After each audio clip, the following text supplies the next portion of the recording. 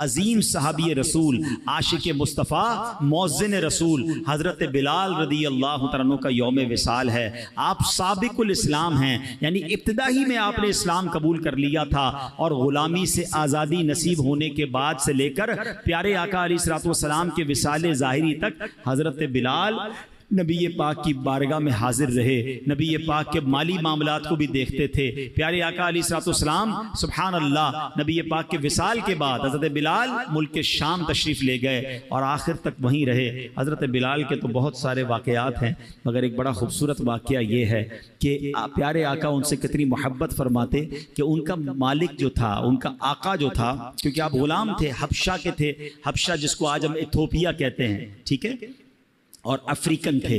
تو ہوا یہ کہ وہ جو آقا تھا امیہ، وہ حضرت بلال پر بڑی سختی کرتا تھا، اور آپ مسلمان ہو گئے تھے تو آپ کو مکے کی ریت پر، ریگستان پر لٹا کر پتھر سینے پر رکھتا تھا اور کہتا تھا اے بلال اللہ کا انکار کر دو، اور آپ کہتے میں مر جاؤں گا مگر اللہ کا انکار نہیں۔ وہ بہت مارتا تھا۔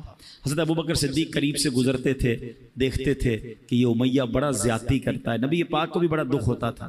ایک بار حضرت ابوبکر صدیق امیہ بن خلف کے پاس پہنچے، کہا بتاؤ بلال کتنے میں دو گے؟ وہاں غلام کی خرید و فروخت ہوتی تھی۔ اب ذرا سمجھیے گا، اس زمانے میں مثال کے طور پہ ایک غلام کی قیمت 1000 روپے تھی، یا 1000 درہم یا دینار، تو امیہ نے کہا میں 3000 میں دوں گا، پیسے بڑھا کر بتائے۔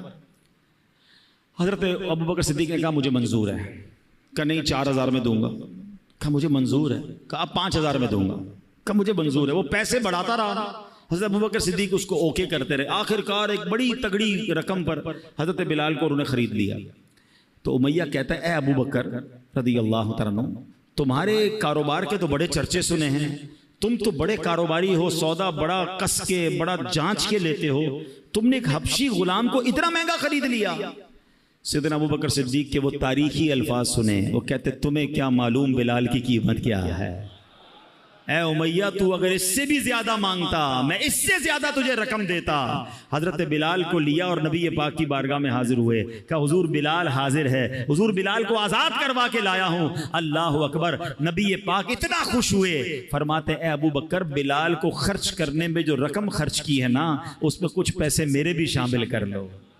حضرت ابوبکر کہتے ہیں حضور میرا جو کچھ ہے سب آپ ہی کا تو ہے۔